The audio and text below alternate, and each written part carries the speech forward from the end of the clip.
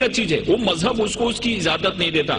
नामो नसब जमीन के नस्लों में बट गए, आदम के बेटे कितने कबीलों में बट गए, आए हैं जब से पेश इमामत के मसल्ले, सिजदे हमारे कितने मरलों में बट गए। ये किस तरह से कौम को इल्जाम में गुम रही, जब रहनुमा ही कौम के फिरकों में बट गए। अगर रहनुमा ही फिरकों में बट गए और उन्होंने उस चीज को नहीं समझा, उसको मकसद को नहीं समझा, तो हम उस महान और उस ग्रेट रिलीजन को क्यों दोष दें जिन्होंने पूरी दुनिया में अमन को लाया। ये समझने की चीज है, क्योंकि बहुत सारी चीजें मुझको भी मालूम नहीं थी। मेरे भी मन में बहुत सारे मिसअंडरस्टैंडिंग थे। जब मैंने इस्लाम को पढ़ा और इस्लाम जानने वालों से चर्चा की, तो मेरे मन में बहुत सारे जो मिसअंडरस्टैंडिंग थे वो मिसअंडरस्टैंडिंग दूर हो गए।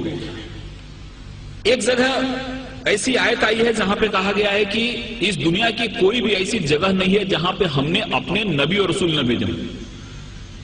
1,24,000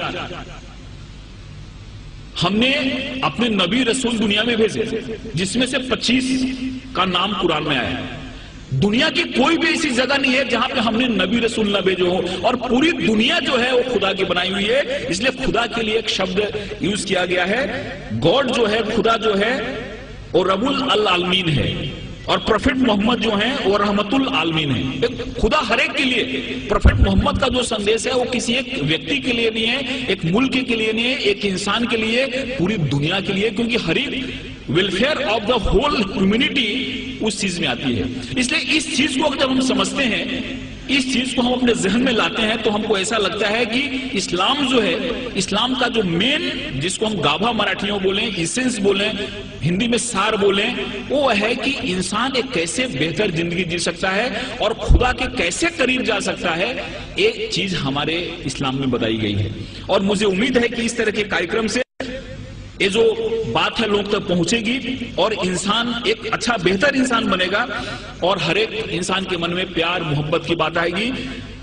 कुरान में जिहाद जो शब्द है, लफ्ज है, केवल 41 टाइम आया है, लेकिन और जो चीजें हैं, कंपैशन की बात है, रहमत की बात है। आप कहीं भी देखो कुरान की शुरुआत होती है रहमत से, रहीम से शुरुआत होती है, और वो जो शब्द है रहमत शब्द, वो 325 बार आया हुआ है। रहमत शब्द जो है, कंपैशन शब्द जो है, वो 325 बार आया हुआ है, और जिहाद शब्द जो है वो 41 टाइम आया है, और वो भी जंग के अर्थ में नहीं आया है। जिहाद एक एफर्ट्स के रूप में आया है, एक कोशिश के रूप में आया है, और उसमें भी ऐसा कहा गया है कि जिहादे अकबर और जिहादे असगर। तलवार की लड़ाई बहुत छोटी लड़ाई है, जिसको उन्होंने जिहादे असगर कहा, और खुद से लड़ना जिहादे अकबर है। सबसे बड़ी लड़ाई है खुद से लड़ना। हमारे अंदर जो विकार है, हमारे अंदर जो दोष हैं, हमारे अंदर जो खामियां हैं, इन खामियों से लड़ना सबसे बड़ी लड़ाई, जिसको जिहाद अकबर कहा। और तलवार की लड़ाई छोटी लड़ाई है, उस लड़ाई को बहुत ज्यादा तरजीह नहीं दी, वो जिहाद असगर है। इसलिए बहुत ऐसी चीजें हमारे सामने आती हैं जिन चीजों से ऐसा लगता है कि इस्लाम ने दुनिया को क्या दिया, लेकिन कुछ लोगों ने जानबूझ के इसको फैलाया, कुछ लोगों ने समझा इसको नहीं, कुछ लोगों ने समझाया नहीं। और मुझे उम्मीद है कि जिस हिसाब से इस्लामिक रिसर्च सेंटर ने इस्लाम को बड़े ही साइंटिफिक ढंग से सामने लाया है, उनकी किताबें भी जो निकली हैं, वो किताबें जब कोई आदमी पढ़ता है तो उसके मन में एक सही पिक्चर आता है। कहीं भी किसी के बारे में नफरत नहीं, कहीं भी किसी के बारे में मन में विद्वेष या दुश्मनी पैदा नहीं होती। इसलिए मैं खुदा से दुआ करता हूं कि उनका ये जो मकसद है वो कामयाब हो, हमारे हिंदुस्तान में, पूरी दुनिया में अमन फैले, कौमी एकता फैले, कौमी आहंगी फैले। और इस शब्दों के साथ मैं आपसे विदा लेता हूं कि मोहब्बत से करो आगाज तो अजनबी भी करीब आते हैं।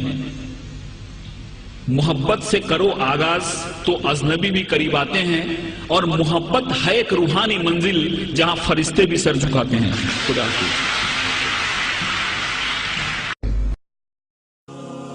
Spread the word, oh man. Spread the word of Islam. Oh, fortunate one, paradise must be won.